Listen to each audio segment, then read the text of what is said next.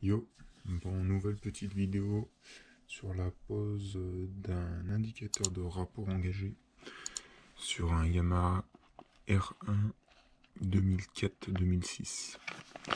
Donc voilà, j'ai acheté ça sur AliExpress pour 25 €.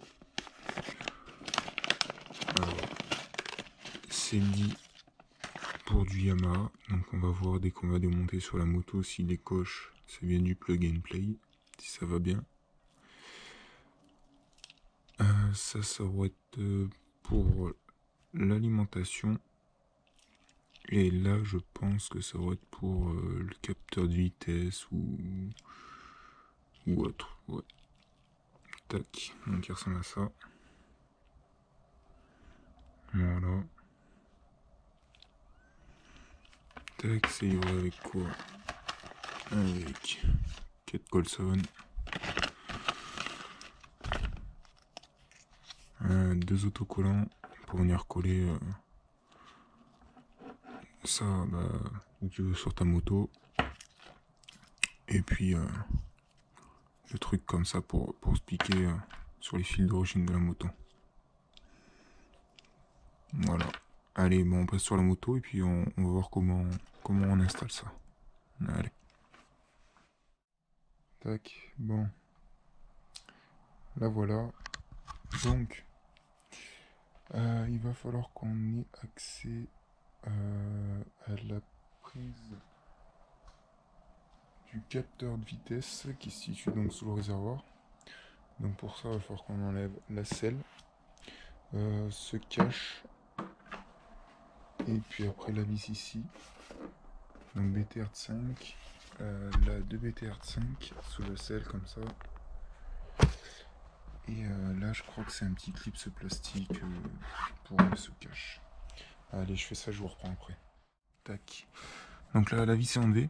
Donc pour enlever ce cache, on le tire à l'arrière de la moto. Tac, et ça vient tout seul. Voilà. Là, il y a une petite encoche qui vient là. Petite languette là. Ça vient dans le plastique là. Et là, le petit bitonio, il va là. Ici. Allez, c'est parti. On va finir. Donc là, BTR ici. Et ici, pareil, BTR 5. Et normalement, le réservoir devrait s'enlever tranquillement. Allez, je fais ça tout de suite. Tac, bon, voilà. Une fois, donc, du coup, le BTR là, enlevé. Le réservoir, vous le tirez sur l'arrière. Pas trop non plus, sinon, risquez de déboîter les durites, les fils. De toute façon, là, il y a une butée. Vous pouvez pas le lever plus haut. Tac. Et donc, du coup, la fiche qui nous intéresse, elle est là, c'est la blanche. Donc ça, logiquement, c'est là-dessus qu'on va venir se repiquer. Il faut que je fasse venir mon cabusque ici. Tac, bon, j'ai avancé un petit peu, je me suis aussi fait pas mal de place. Donc j'ai enlevé la boîte à air. J'ai mis en place le capteur, enfin l'indicateur de rapport engagé, il est fixé au compteur où je le souhaitais. J'ai passé le fil, il passe par là. Donc je l'ai fait suivre avec les autres câbles. Ça passe par là. Là j'ai dû enlever donc du coup le carénage. Ça repasse par là. Il repasse ici. Là, tac, ça j'ai dû le dévisser pour pouvoir faire passer le fil. Hop, on le retrouve ici. Tac, tac, tac. Là pareil, j'ai dévissé les deux BTR. J'ai passé mon câble. Et il repasse ici. Juste ici. Tac. Et on voit le bout du faisceau de l'autre côté. Alors, ensuite ici. Donc là, la prise blanche qui était rattachée. Donc ça, c'était le capteur de position de vitesse de mémoire. Donc là, ce que j'avais avec mon indicateur de rapport engagé, j'ai tout simplement mis les cosses directement sur la prise existante de la moto. Tac. le fil vert qui était aussi avec l'indicateur de rapport engagé. Celui-ci en fait faut le brancher avec la prise de position du vilebrequin. Donc c'est la prise ici qui est un petit peu transparente passée un peu quand même. Et il faut le brancher sur le câble, je sais pas si on voit bien, il y a un câble gris et un autre câble gris mais clair.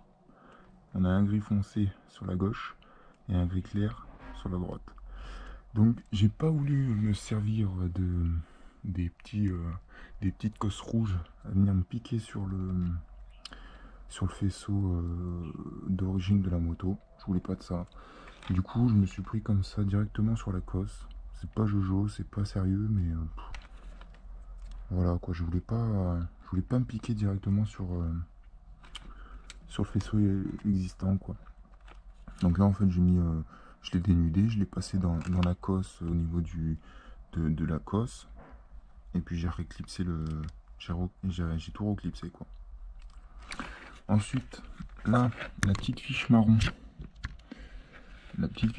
ici, ça c'est la lime après contact, donc c'est au niveau du frein arrière.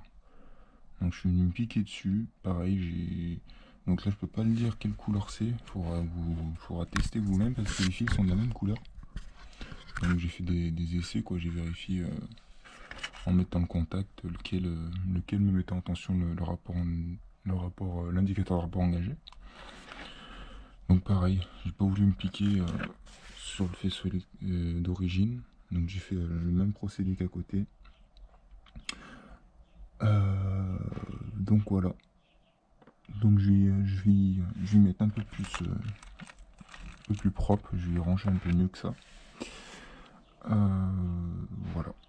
Donc là, si je vais mettre contact, on voit que le rapport engagé il clignote bien. Et si je viens faire tourner ma roue, hop, vous voyez, on voit que ça m'indique comme quoi c'est bien raccordé. Donc normalement au niveau de mon câblage, je ne me suis pas trompé. Voilà. Tac. Je vous ferai peut-être un petit schéma un peu plus mieux détaillé. J'essaierai de faire ça proprement. Cela comme ça. Puis l'électricité, moi j'aime pas ça. Je sais pas si c'est bien clair ce que je vous dis, mais voilà. Bon allez, je vais remonter boîte à air. Et puis après il restera plus qu'à du coup programmer l'indicateur de rapport engagé. Allez, c'est parti. Tac, bon voilà, donc c'est remonté boîte à air, réservoir c'est remonté provisoirement pour le moment pour voir si tout fonctionne. Donc là on va vérifier si les câblages sont bien bons. Donc déjà, dès qu'on va mettre le contact, ça va faire un décompte de la vitesse 6 à la première. Ensuite, il va y avoir un L qui va clignoter lentement. Donc on peut faire ça en même temps. Contact. Petit décompte. Là, le L qui clignote lentement. Comme je vous ai montré tout à l'heure, le capteur de vitesse bien raccordé. Si je tourne la roue arrière, ça va tourner. Voilà. Ok. Et là, si je démarre, normalement, on va avoir un L qui va clignoter plus rapidement.